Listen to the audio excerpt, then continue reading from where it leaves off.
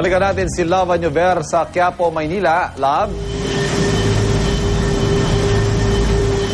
Maraming salamat, Ivan. Kung naalala mo last year, nagkaroon ng pagbaba ng signal ng mga cellphone or mga networks dito sa area ng Plaza Miranda.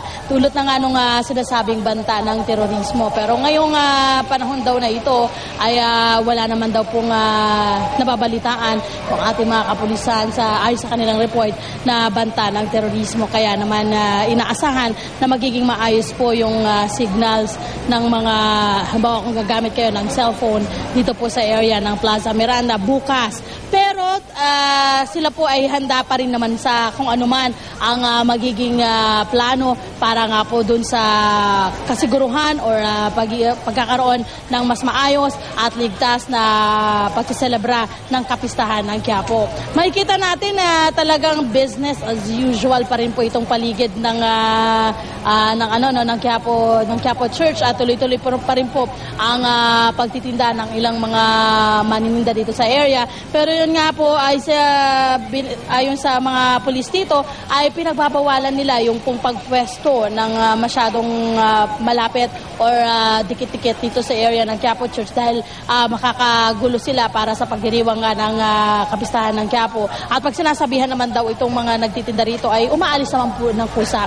Meron po tayong na-interview si SPO3 Jessie Valdivia mula po dito sa Plaza Miranda Police Station. Ito po ang kanyang sinabi. Ngayong araw, yung mga kapulisan natin ay continuous patrolling, visible sa tao para sa kapistahan bukas ng Pong Nazareno. Yung mga nagtitinda sa paligid, yung mga ambulant vendor na yan, ina-advise na namin yan. Kaya pagdating ng oras, kumukusa naman umaalis sa paligid yan. Seguridad natin dahil araw na ng kapistahan yan eh. Ayon dito sa parts natin, mga 3,000 kapulisan na i-deploy rito. May kanya-kanya tasking ngayon kung saan nilalagay. Sa pangkalahatan na Ivan, 3,000 kapulisan ang ipapakalat bukas dito po sa area sa area ng mga dadaanan nitong parada at dito sa Quiapo Church. At sinisiguro nila yung kaligtasan po ng mga deboto at mga pupunta para nga po maki-celebrate dito sa pista ng Quiapo dito sa Quiapo Church. At yan muna ang aming huling update mula dito sa Quiapo, Maynila. Balik sa iyo, Ivan. Maraming salamat, Love Anyover.